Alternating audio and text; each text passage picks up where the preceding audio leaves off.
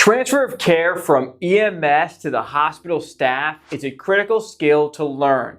By the end of this video, you're going to know how to do it well, and not only that, I'm going to share with you a live example of it being done right here on the channel. So stay tuned to the end of this video for that. The first thing is this.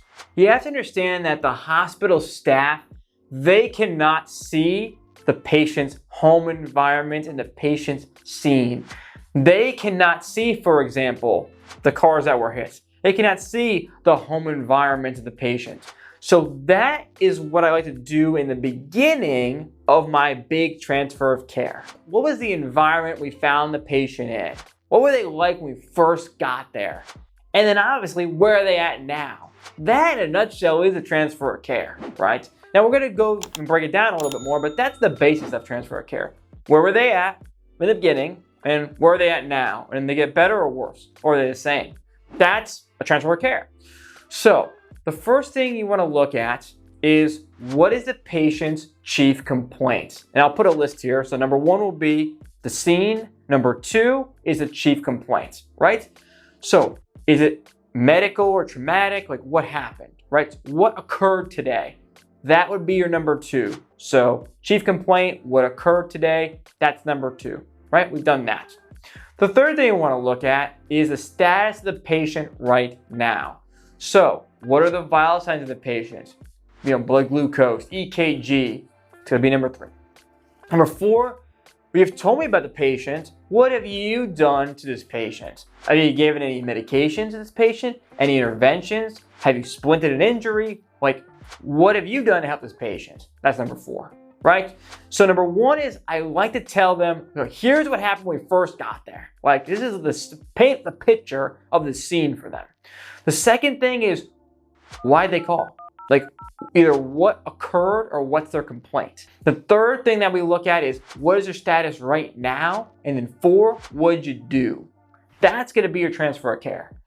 Now, the little bonus I'm going to give to you right now is, once you, and I'll show you the example here in a moment, once you've done your transfer of care, and you'll get it when you do it, there's going to be essentially, not always, but depending on how critical your patient is, it could just be you giving a report to the nurse, like the same thing we're talking about here, same steps, or it could be a very critical cardiac, respiratory, traumatic patient, and you have a team of, let's just say, for example, 6 to 12 people all around the stretcher, and they're looking at you, and the spotlight's on you to give this big report on what's going on with this patient and what's the status of the patient.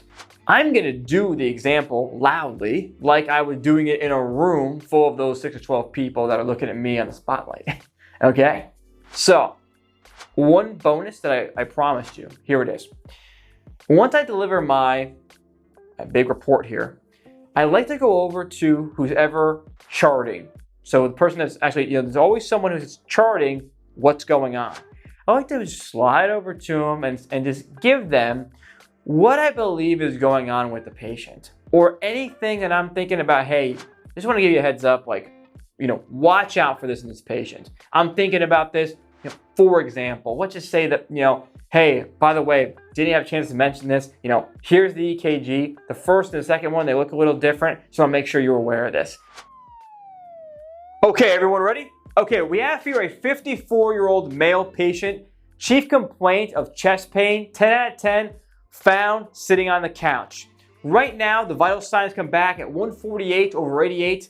Heart rate is around 120s, sinus tachycardia.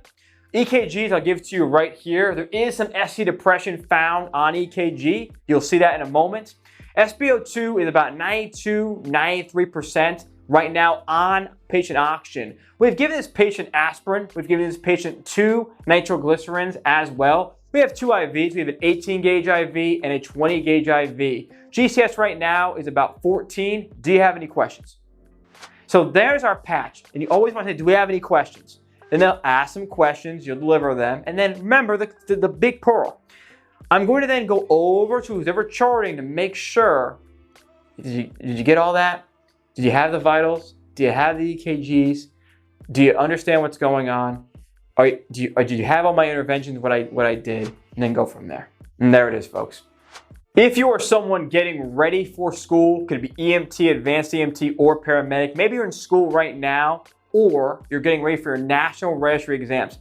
This is what I give to all my students. It's the first link in the description down below, and I give all my students lifetime access to all of this information in the course down below. There's 420 videos of content and growing, plus access to our community group to ask me questions and interact with thousands of students going through the same process that you're going through right now. I'll see you in the next video. Hope it helped.